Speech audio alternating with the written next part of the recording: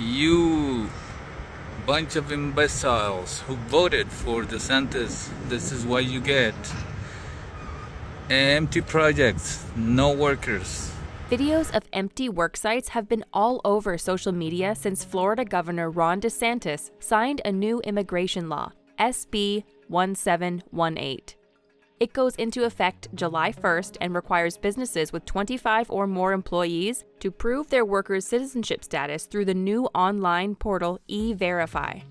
E-Verify is a federal program that checks employees' information against records from the Social Security Administration and Department of Homeland Security.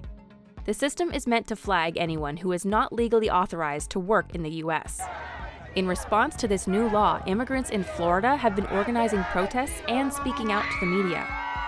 Gobernador Ron DeSantis equivocamente ha tomado la decisión de criminalizar a los migrantes, de deshumanizar porque deshumaniza con esa ley, porque nos hace saber que no somos nada. We spoke to one Florida roofer who is concerned that workers will leave the state, which could hurt communities that are still rebuilding after Hurricane Ian.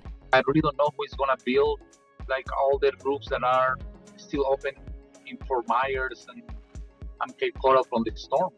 There is a lot of work to be done, and there is already we have a shortage of labor.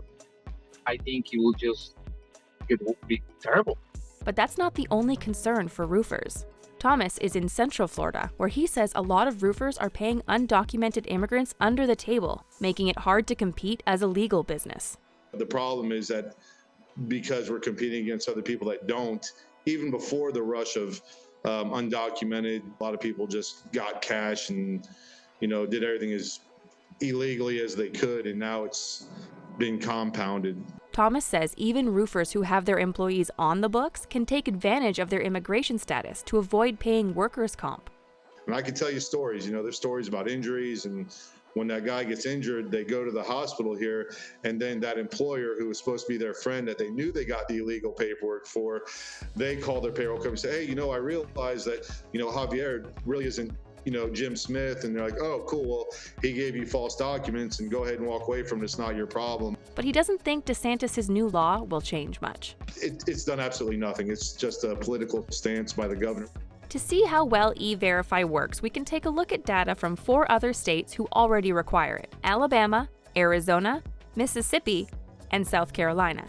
The Cato Institute compared the number of new hires in each of those states with the number of E-Verify submissions in 2015 and found that only 57.6% of new hires were run through E-Verify.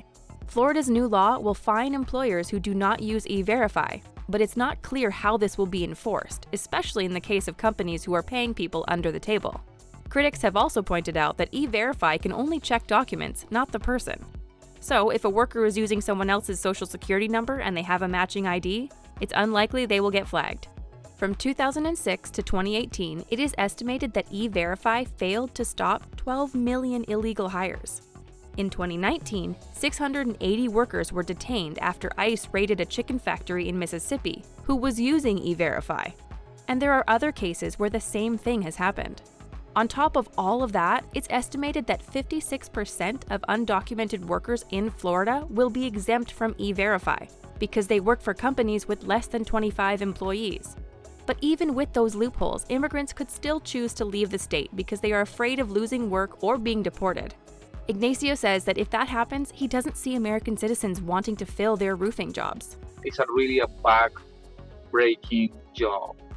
I don't see too many people wanting to do it if you have the option between this and something else that pays the same. If immigrants do leave, it could mean a labor shortage for Florida roofers, higher pay for crews, and higher costs for homeowners. We won't see the true impact of SB 1718 until the law goes into effect on July 1st.